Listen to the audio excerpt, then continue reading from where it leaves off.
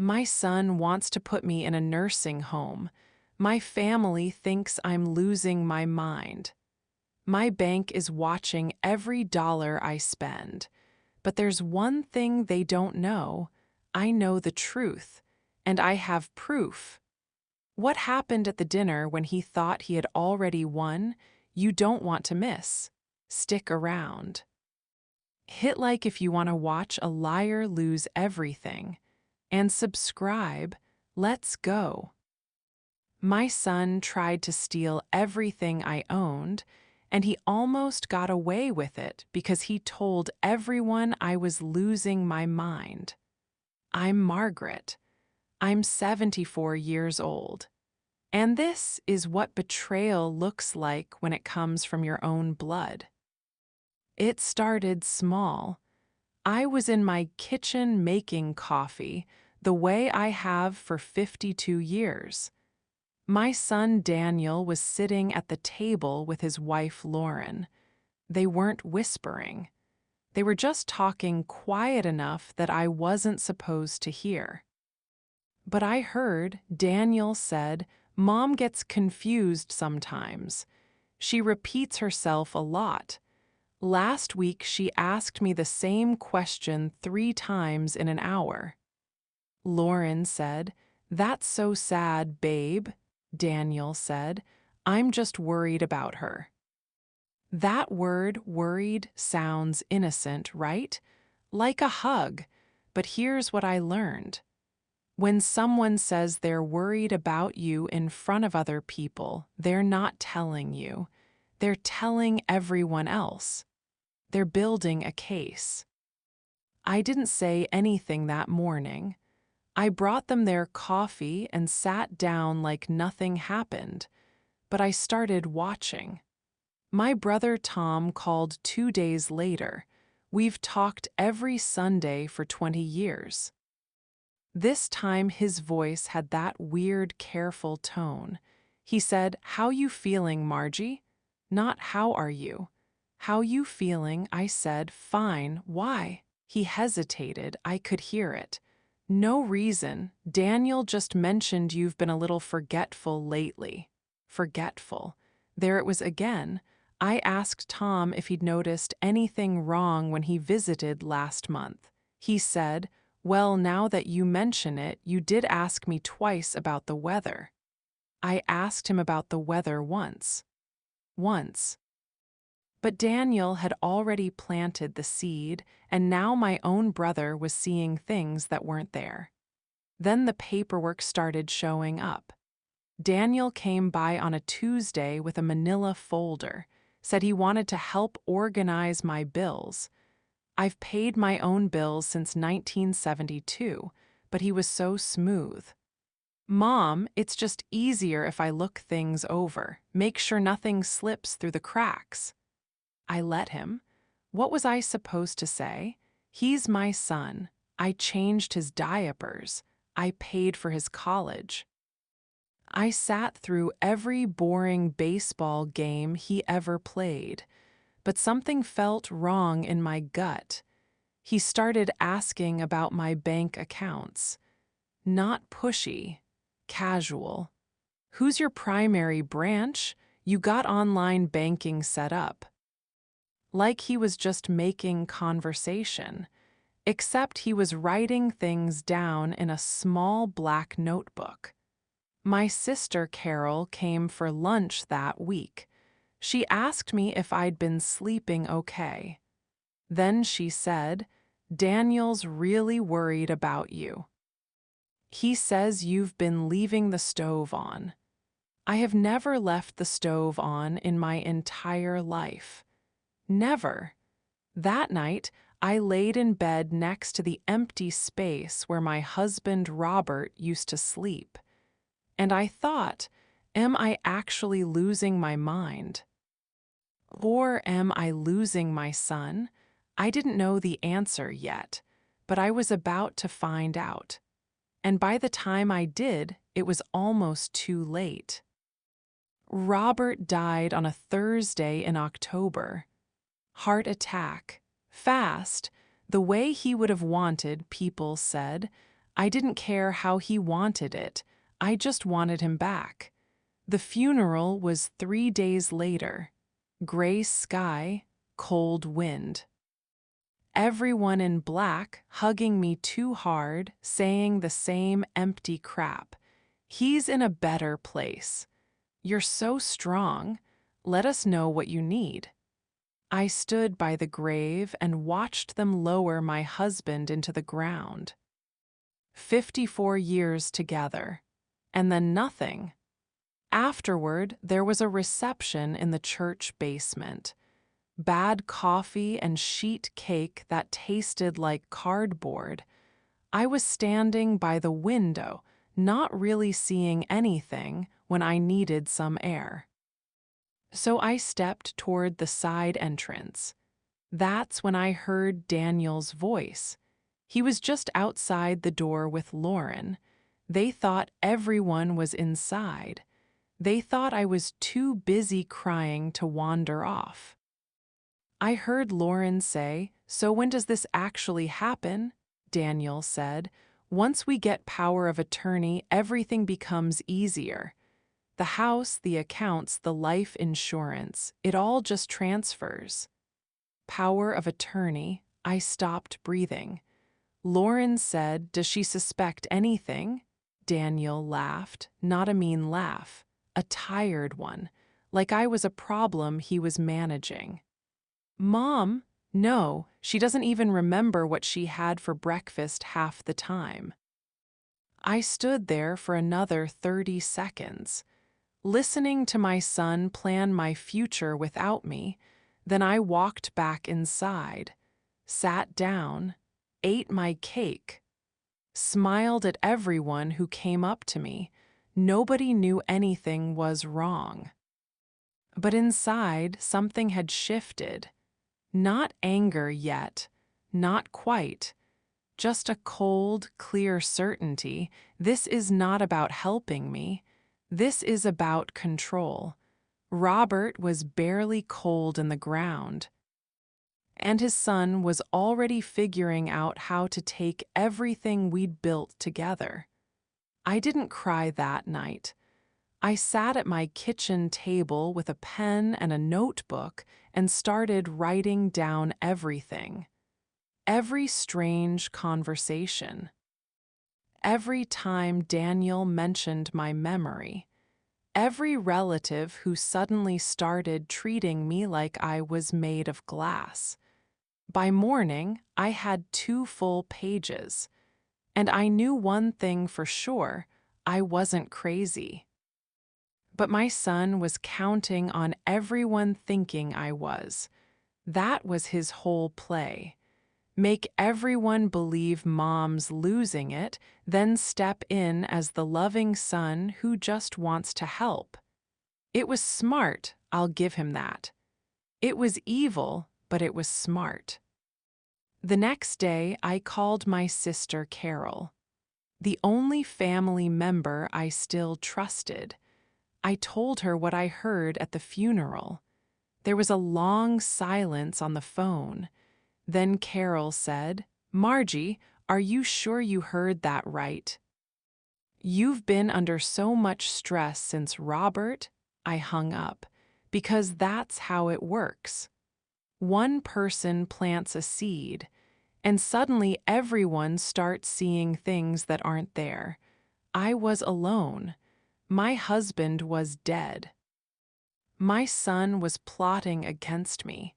And my own sister thought I was imagining things, but I wasn't imagining anything. I was wide awake. And I was done being the nice old lady who doesn't want to make waves.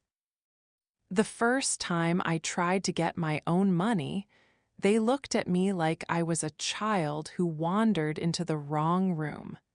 It was a Tuesday. I needed $3,000 to pay a contractor for fixing the fence Robert had been meaning to fix for 2 years. Simple, right? My account, my money. I walked into the Wells Fargo on Main Street, the same branch I've used since 1998. The teller was a young guy named Marcus. Nice kid. Always called me Miss Margaret and asked about my tomato plants. That day he didn't smile. I slid my withdrawal slip across the counter. 3,000, please, from checking. Marcus looked at the slip, then at me, then back at his computer screen.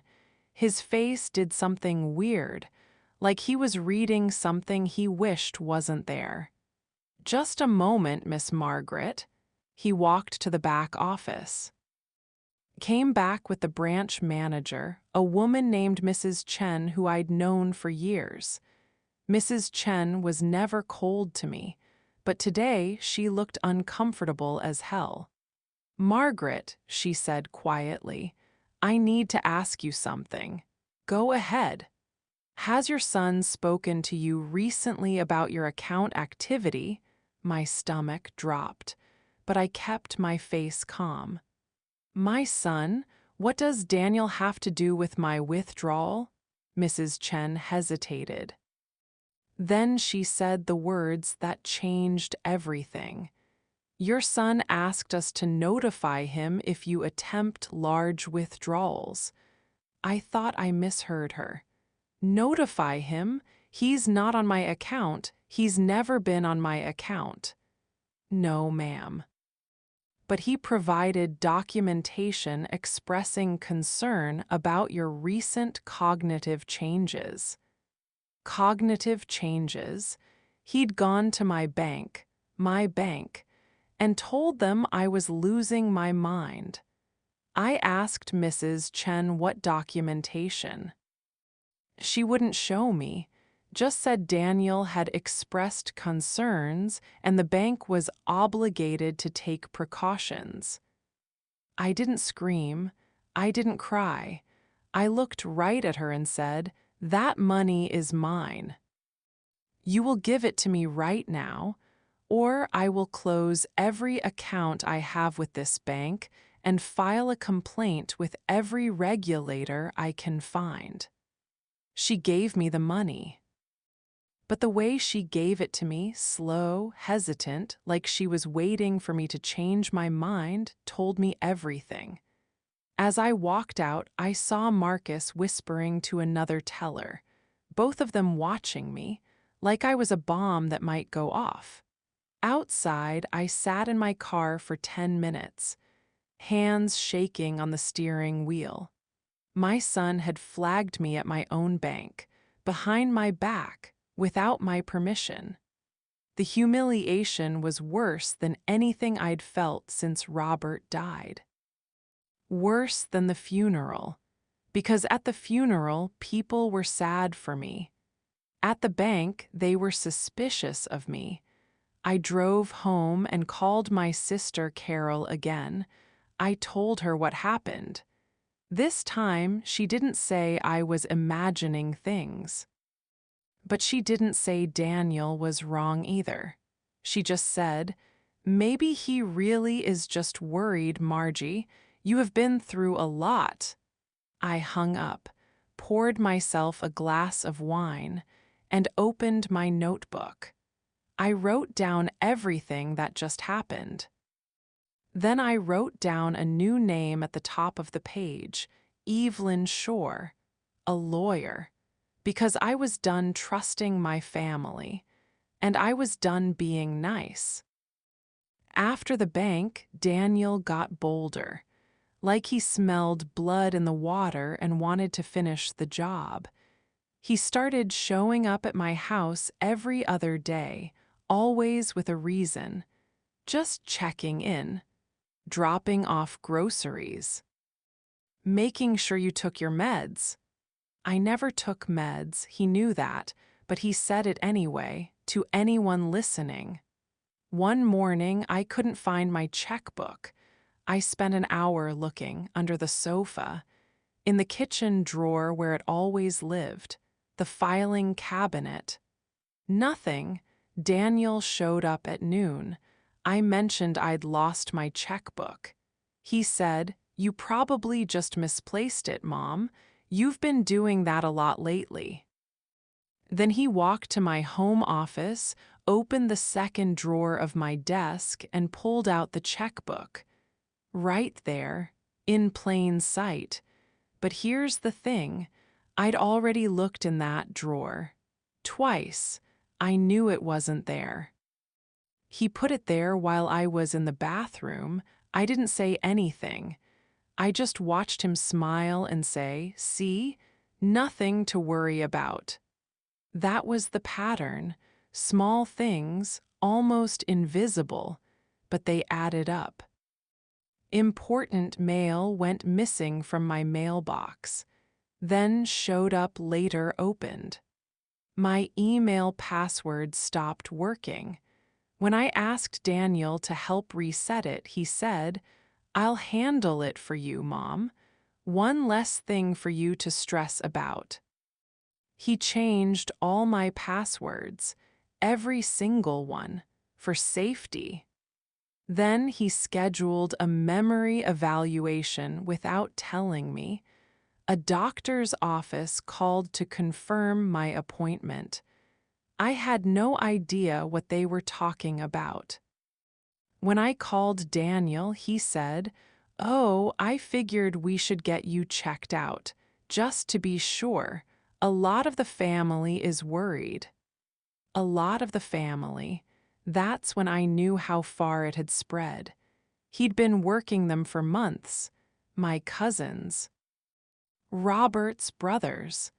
Even my own sister started treating me different, calling every day to ask if I'd eaten, if I'd taken my pills, if I knew what day it was. I started recording conversations, not because I planned anything big, just because I needed proof that I wasn't making this up. My phone had a voice memo app. I turned it on every time Daniel came over. The first recording was boring, groceries, weather, small talk. The second recording was not. Daniel and Lauren were in my kitchen. I was in the bathroom with my phone recording through the door. Lauren said, "How long until we can move on this?" Daniel said, "6 months, maybe less." Once she fails the memory eval, the doctor's report gives us everything we need. Fails the memory eval. He wasn't worried about my health. He was waiting for me to fail. That night, I sat in my bedroom and listened to my son plot against me on a recording he didn't know existed. Then I opened my notebook and wrote down every word he said. I didn't sleep that night, but I finally understood the game. And I decided I was going to win. I was 74 years old. I'd survived a war. I'd buried a husband. I'd raised 2 kids on a waitress salary. I wasn't about to let my own son put me in a home and steal my house because he got impatient waiting for me to die. I found the folder by accident, or maybe it wasn't an accident. Maybe the universe decided I'd suffered enough and threw me a bone. Daniel had stayed for dinner. Meatloaf, mashed potatoes. The same meal I've made for him since he was 10 years old. He left his briefcase by the front door when he went to the bathroom. I don't know what made me open it. Instinct, maybe. Or just an old woman who'd been married to a salesman for 54 years knowing that briefcases don't get left unattended unless someone wants them opened. The folder was on top, bright yellow, labeled MEP, my initials. Margaret Eleanor Parker. I opened it, and my heart stopped. Draft power of attorney papers, already filled out, already notarized in some places. My signature wasn't on them, because I'd never seen them before in my life. notes about selling my house, estimates from 3 different real estate agents. Daniel had already had my house appraised without telling me. They valued it at $420,000, a full list of my assets. Bank accounts, retirement funds, Robert's life insurance payout, everything down to the damn penny. Emails, printed out, between Daniel and a place called Golden Meadows Assisted Living. I read one of them. It said, "We can offer a private room, level 2 care. Once the paperwork is finalized, she won't be able to stop us. We recommend moving quickly before she becomes combative." Once the paperwork is finalized, she won't be able to stop us. My son had already picked out where to put me, like a dog, like a piece of furniture you move when you're done with it. I heard the bathroom door open. I closed the briefcase, put the folder back exactly where I found it, walked to the kitchen and started doing dishes. My hands were shaking, but my voice was steady. Daniel came in and said, "You okay, Mom? You look pale." I said, "Just tired, honey." He kissed my forehead, left, took his briefcase with him. That night, I didn't sleep at all. I sat at my kitchen table with my notebook and my phone, and I made a list. The recordings, the bank incident, the checkbook, the passwords, the memory evaluation, the folder. I wrote down every single thing. Then I called a lawyer, not the family lawyer. Daniel had already gotten to him. I found a woman named Evelyn Shore, elder law, 42 years of experience. The kind of lawyer who's seen every way a family can tear itself apart. I called her office the next morning at 8:01. I told her everything. The recordings, the bank, the briefcase. The memory evaluation Daniel scheduled without my consent. The emails about assisted living. Evelyn didn't gasp, didn't say how awful. She just said, "Bring me everything you have on Monday. And Margaret, don't tell anyone you're coming to see me. Not your sister, not your friends, no one." I hung up and looked at Robert's picture on the dresser. "I'm sorry," I whispered, "but your son declared war on me, and I'm not going to lose." Evelyn Shore was worth every single penny I paid her. We met in her office on a Monday morning. I brought my notebook, my phone with the recordings, copies of everything I'd found in Daniel's briefcase, and a list of every relative he'd talked to. Evelyn spread it all out on her desk like she was assembling a puzzle. She looked at me and said, "He's good. Not great, but good. He made 2 mistakes." I asked what mistakes. She said, "He put things in writing, and he started too early. Real elder financial abuse takes years. He got impatient." Abuse. She used that word, not manipulation or misunderstanding or family drama. Abuse. That hit me harder than I expected. Evelyn walked me through every step. First, we changed my will, not just updated it, rewrote it completely from scratch. Daniel was removed. Every penny he thought he was getting, gone. Second, we changed my banking authority. Daniel's notification was revoked. New account numbers, new passwords. His name flagged on every single system as a potential threat. Third, I signed a new power of attorney, not Daniel. My sister Carol, the same sister who doubted me at first. I called Carol the night before and played her one of the recordings, the one where Daniel said, "Once she fails the memory eval." Carol cried for 20 minutes straight. Then she said, "Whatever you need, Margie, I'm in. I'm so sorry I didn't believe you." Evelyn also helped me file a freeze on my credit and my property records. Daniel couldn't sell my house even if he tried. Couldn't take out loans in my name. Couldn't do anything without tripping an alarm somewhere. But the most important thing Evelyn did was this. She told me not to confront Daniel yet. "Let him keep talking," she said. "Let him keep plotting."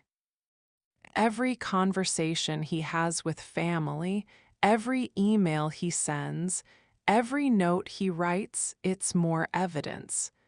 And when you're ready, we're going to use all of it. So I did.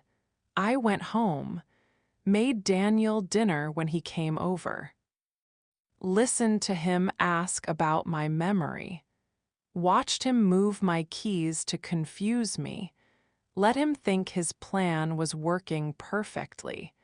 And every night, I transferred the day's recordings to Evelyn. For 3 weeks, I played the role of the confused old woman my son wanted everyone to see. I repeated myself on purpose. I acted foggy when people asked me questions. I let Daniel think he was winning. But behind the scenes, I was building a bomb, and I knew exactly when and where I was going to detonate it. Evelyn had one more piece of advice. "Margaret," she said, "the most important thing is the audience. You need witnesses.